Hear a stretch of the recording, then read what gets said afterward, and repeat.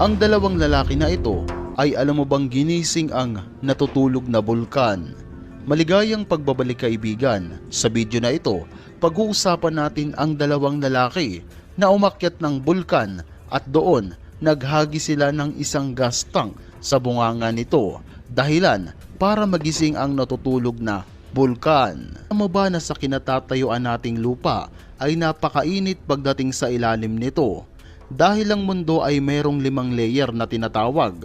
Ito ay ang crust, upper mantle, outer core at inner core. At alam mo bang mayroong 2 uri ng crust? Ito ay ang oceanic at continental crust.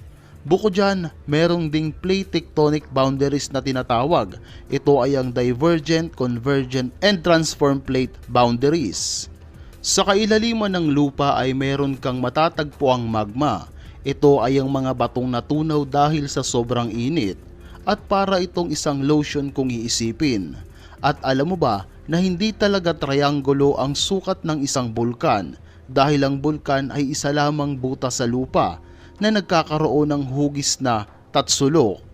Ang bulkan kapag bumutok ay naglalabas ng magma na nanggagaling sa loob nito at kapag lumabas naman ito ay magiging lava at kapag natuyo ito tatawaging igneous rock at sa katagalan ng panahon ito ay huhulma na parang isang bundok o bulkan. Kapag ang isang bulkan ay patuloy sa pagputok, mas malaki ang tsansang mas maging malaki ito ng sobra. Kapag maraming magma ang inilalabas ng bulkan, mapupunta ito sa gitna at ito ay tatawaging vent. At kapag lumabas na sa bunganga ng bulkan, ito naman ay tinatawag na crater. At kapag lumabas na ito ay nagiging lava at pag natuyo ito ay tatawaging igneous rock. Ang lava ay unti-unting naiipon at dadaloy pa ibaba at magiging matigas na bato. At ito ang huhulma sa bulkan, kaya naman nagkakaroon sila ng hugis tatsulok. Ngunit wag ka, dahil hindi lahat ng bulkan ay ganyan. May mga bulkan na inihahagis papalayo ang lava. Kayang itapon ng isang bulkan ang lava sa layong 100 metro.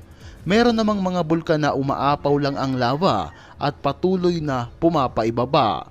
At ang pinakamalaking bulkan ay matatagpuan sa Hawaii at ito ay ang Mauna Loa. Ang bulkan na ito ay bukod tangi dahil naglabas ito ng lava sa mahigit na 33 beses at ito rin ang pinakamalaking bulkan sa buong mundo. Mabalik naman tayo sa topic natin kung saan merong 2 lalaki na naghagis ng gas tank sa bunganga ng bulkan sa Erta Ale Volcano noong 2002. Ang lahat ng ito ay isang experiment lang sana kung saan ano kaya ang mangyayari kung tao ang mahuhulog sa loob ng bulkan. At dito ay naghagis sila ng isang propane gas tank at yun nga sa paghagis nila nasira ang crater sa ibabaw nito dahilan para bumulwak ng malakas ang lava. At yun nga ang naging dahilan upang magising ito. Makikita na napakatahimik ng bulkan bago nila hagisan ng propane gas tank. At yun nga, hindi sila binigo nito. Sa kabutihang palad wala na bang nasaktan sa eksperimento na iyon. May mga nagsasabi na hindi daw talaga gas tank ang hinagis doon, kundi basura na nasa loob ng isang kahon. Ngunit kahit ano pa man yan ay sana hindi nila ginawa ang ganitong bagay. Napaka mapanganib nito sa tao dahil once na matrigger ng husto ang bulkan, maaari itong pumutok at makapaminsala ng buhay.